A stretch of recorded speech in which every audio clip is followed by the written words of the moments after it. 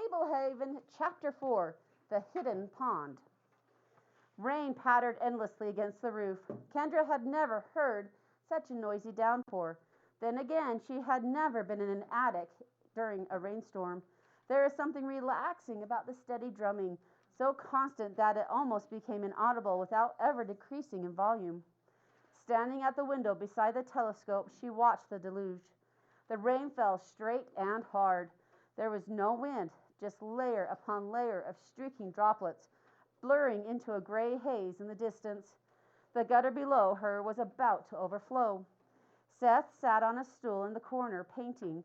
Lena had been creating a paint-by-number canvases for him, sketching them with expert speed, customizing each image to his specifications. The current project was a dragon battling a knight on horseback amid a fuming wasteland. Lena had outlined the images in considerable detail, including the subtleties of light and shade, so that the finished products looked quite accomplished. She had taught Seth how to mix paint and given him samples of which hue corresponded to each number. For the current painting, she had incorporated more than 90 different shades. Kendra had rarely seen Seth demonstrate as much diligence as he did on the paintings. After a few brief lessons on how to apply the paint, including the purposes of different brushes and tools, he had already finished a large canvas of pirates sacking a town and a smaller one of a snake charmer diving away from a striking cobra. 2 impressive paintings in 3 days.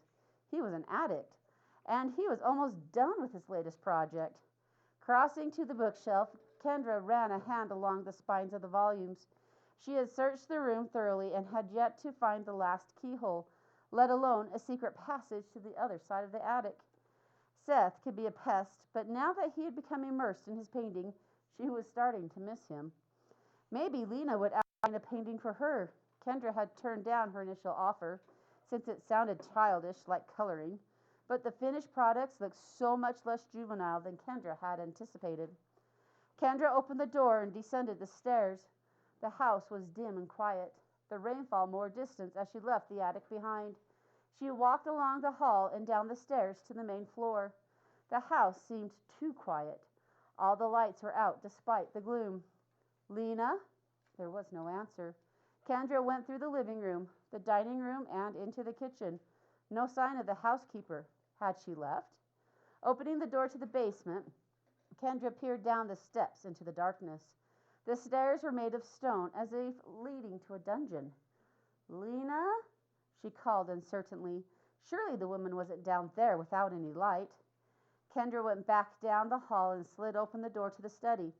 Having not yet entered this peculiar room, she first noticed the huge desk cluttered with books and papers, the massive head of a hairy boar with jutting tusks hung mounted on the wall.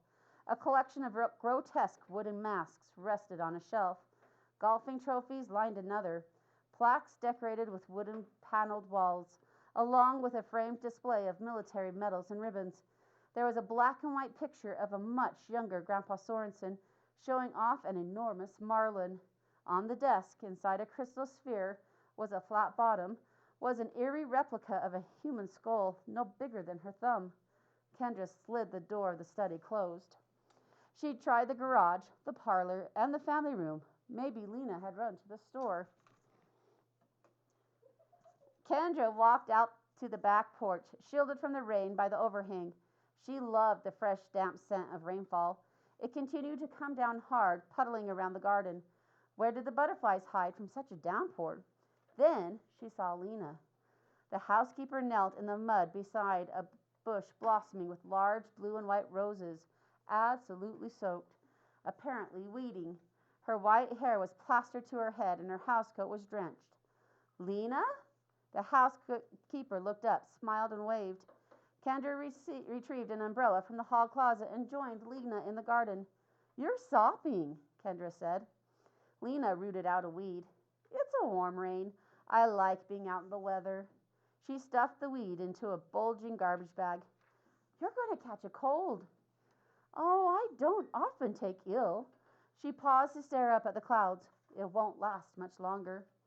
Kendra tilted her umbrella back and gazed heavenward. leaden skies in all directions. You think? Wait and see. The rain will pass within the hour. Your knees are all muddy. You think I've lost my marbles. The diminutive woman stood up and spread her arms wide, tilting her head back. Do you ever look up at the rain, Kendra? It feels like the sky is falling. Kendra tilted the umbrella back again. Millions of raindrops rushed toward her, some pelting her face and making her blink. Or like you're soaring up to the skies, she said. I suppose I should get you inside before my unusual habits rub off. No, I didn't mean to disturb you. Back under the protection of the umbrella, Kendra wiped droplets from her forehead. I guess you don't want the umbrella. That would defeat the purpose. I'll be in shortly. Kendra returned to the house. She stole glances at Lena through a window. It was so peculiar. She couldn't resist spying. Sometimes Lena was working. Sometimes she was smelling a blossom or stroking its petals, and the rain kept falling. Kendra was sitting on her bed reading poems by Shel Silverstein when the room suddenly brightened. The sun was out. Lena had been right about the rain. It had relented about 40 minutes after her prediction. The housekeeper had come inside, changed out of her wet clothes, and made sandwiches. Across the room, the painting of the night, Charged the Dragon, was complete. Seth had gone outside for an hour ago. Kendra was in a lazy mood. Just as Kendra returned her attention to the latest poem, Seth burst into the room. Breathing hard, he wore only socks on his feet. His clothes were streaked with mud. You have to come see what I found in the woods. Another witch? No, way cooler. A hobo camp? I'm not going to say. You have to come and see. Does it involve hermits or lunatics? No people, he said. How far from the yard? Not far. We could get in trouble. Besides, it's muddy out. Grandpa is hiding a beautiful park in the woods, Seth blurted. What? Asked Kendra. You have to come and see. Put on galoshes or something. Kendra closed the book. The sunlight came and went, depending on the shifting clouds. A soft breeze ruffled the foliage. The woods smelled mulchy. Scrambling over a damp, rotting log, Kendra shrieked when she saw a glistening white frog. Seth turned around. Awesome. Try disgusting. I've never seen a white frog, said Seth. He tried to grab it, but the frog took an enormous leap as he approached. Whoa! That thing flew! He checked the underbrush where the frog had landed, but found nothing. Hurry up, Kendra said, glancing back the way they had come. The house was no longer in sight. She could not shake the sick, nervous feeling in her stomach. Unlike her little brother, Kendra was not a natural rule breaker. She was in all the accelerated classes at school, got almost perfect grades, kept her room tidy, and always practiced for her piano lessons. Seth, on the other hand, settled for lousy grades, routinely skipped his homework, and earned frequent detentions. Of course, he was also the one with all the friends, so maybe there was a method to his madness. What's the rush? He took the lead again, blazing through the trail of undergrowth. The longer we're gone, the more likely somebody will notice we're missing. It isn't that much farther. See that hedge? It was not exactly a hedge, more like a tall barrier of unkept bushes. You call that a hedge? The park is on the far side. The wall of bushes extended as far as Kendra could see, in either direction. How do we get around it? Through it, you'll see. They reached the bushes, and Seth turned left, studying the leafy barricade as he went, occasionally squatting and checking closer. The interlocked bushes ranged from 10 to 12 feet tall, and they looked really thick. Okay, I think this is where I squirmed through. There was a deep indentation at the base of where two bushes overlapped. Seth dropped to all fours, forced his way in. You're going to have a billion ticks, Kendra predicted. They're all hiding from the rain, he replied with perfect confidence. Kendra got down and followed him. I don't think this is the same way I got through last time, Seth admitted. It's a little more cramped, but it should work. He was now slithering on his belly. This better be good. Kendra squirmed on her elbows, eyes squinted. The damp ground felt cold, and droplets fell from the bush as she jostled it. Seth reached the far side and stood up. She crawled through as well, her eyes widening as she got to her feet. Before her lay a pristine pond, a couple of 100 yards across, with a small verdant island at the center. A series of elaborate gazebos surrounded the pond, interconnected by a whitewashed boardwalk. Flowering vines wound along the latticework of the impressive promenade. Elegant swans glided on the water. Butterflies and hummingbirds wove and darted among the blossoms. On the far side of the pond, peacocks strutted and preened. "What in the world?" Kendra gasped. "Come on." Seth started across the lush, neatly mown lawn toward the nearest gazebo. Kendra looked back, understanding why Seth had called the disheveled barrier of bushes a hedge. On this side, the bushes were neatly trimmed. The hedgerow encompassed the entire area with a single arched entryway off to one side. "Why didn't you come through the entryway?" Kendra asked, trotting after her brother. "Shortcut." Seth paused at the white steps leading up to the gazebo to pluck a piece of fruit from an espalier. "Try one." "You should wash it," Kendra said. "It just rained." He took a bite. "It is so good." Kendra tried one. It was the sweetest nectarine she had ever tasted. Delicious. Together they mounted the steps of the extravagant pavilion. The wood railing was perfectly smooth, although unshielded from the elements. All the woodwork appeared to be in flawless condition. No peeling paint, no cracks, no splinters. The gazebo was furnished with white wicker love seats and chairs. In some places, the ubiquitous vines had been woven into the living wreaths and other fanciful patterns. A bright parrot sat on a high perch, staring down at them. "Look at the parrot!" Kendra exclaimed. "Last time I saw some monkeys," Seth said. "Little guys with long arms. They were swinging all over the place. And there was a goat. It ran as soon as it saw me." Seth took off, clomping down one of the boardwalks. Kendra followed more slowly, absorbing the scene. It looked like the setting of a fairy tale wedding. She counted 12 pavilions, each unique. One had a small white quay projecting into the pond. The little pier was connected to a floating shed that had to be a boathouse. Kendra strolled after Seth, whose ruckus was sending the swans drifting toward the far side of the lake, leaving V-shaped ripples in their wake. The sun broke through the clouds and gleamed upon the water. Why would Grandpa Sorensen keep a place like this a secret? It was magnificent. Why go through all the trouble of maintaining it, if not to enjoy it? Hundreds of people could gather here with room to spare. Kendra went to the gazebo with the pier and found that the boathouse was locked. It was not large, she guessed. It held a few canoes or rowboats. Maybe Grandpa Sorensen would give them permission to paddle around the pond. No, she could not even tell him she knew about this place.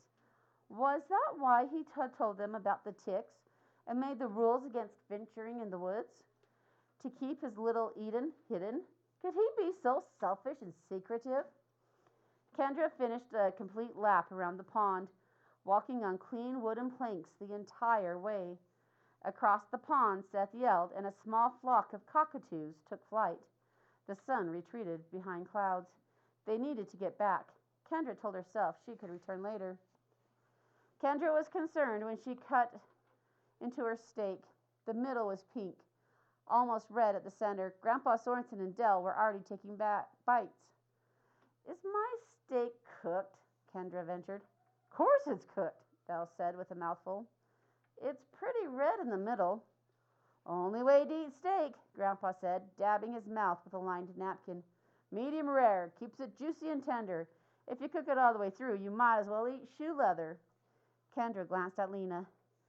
"Go ahead, dear," the woman urged. "You won't get sick. I cooked it plenty." "I like it," Seth said, chewing on a bite. "We have any ketchup?" "Why would you go and ruin a perfectly good steak with ketchup?" Dell moaned. "You put it on your eggs," Lena reminded him, placing a bottle in front of Seth. "That's different. Ketchup and onions on eggs is a necessity." "That's sickening," Seth said, upending the bottle on his steak. Kendra took a bite of garlic potatoes. They were tasty. Mustering her courage, she sampled the steak, bursting with flavorful seasoning. It was much easier to chew than the other steak she had eaten. "This steak is wonderful," she said. "Thank you, dear," said Lena. They ate in silence for a few moments. Grandpa dabbed his mouth with his napkin again and cleared his throat. "What do you suppose makes people so eager to break rules?" Kendra felt a jolt of guilt. The question was addressed generally and hung there waiting a response.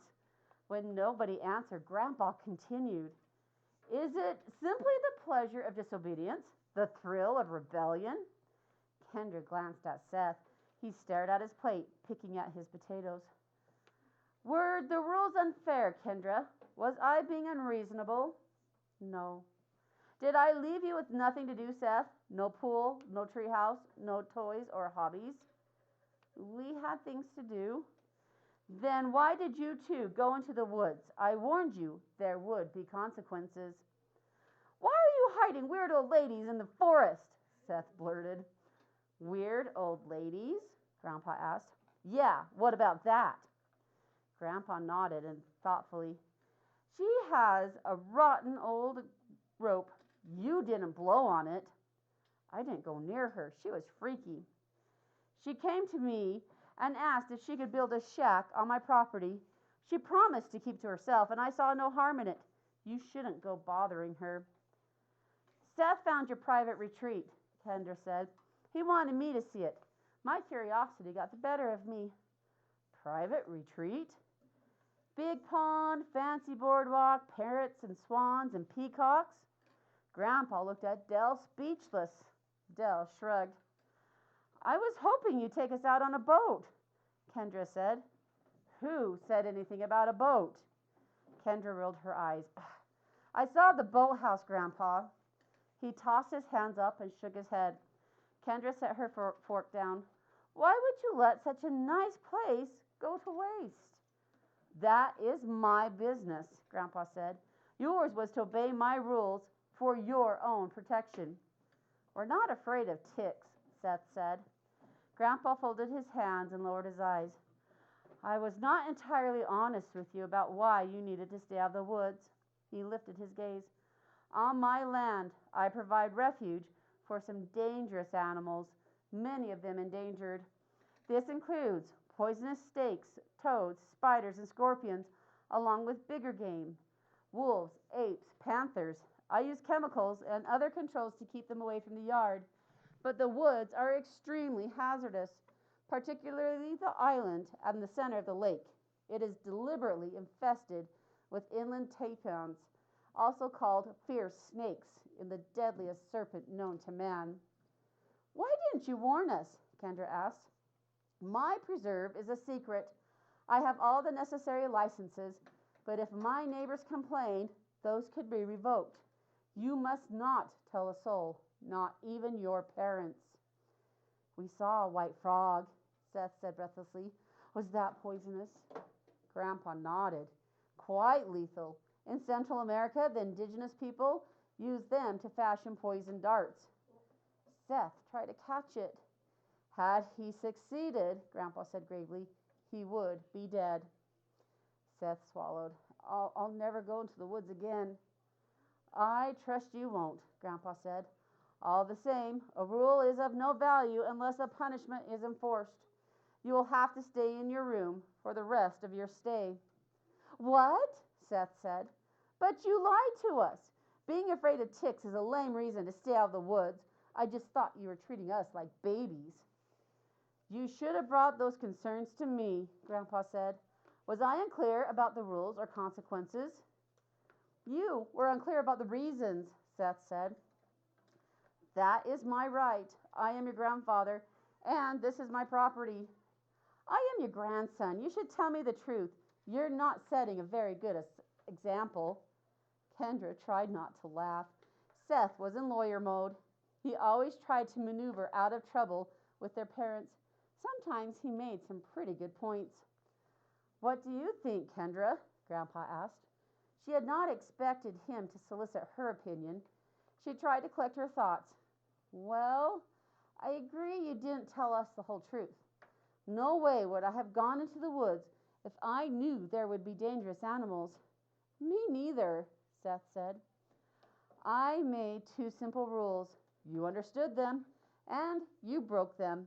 Just because I chose not to share all my reasons for making rules, you think you should escape punishment? Yes, Seth said, just this once.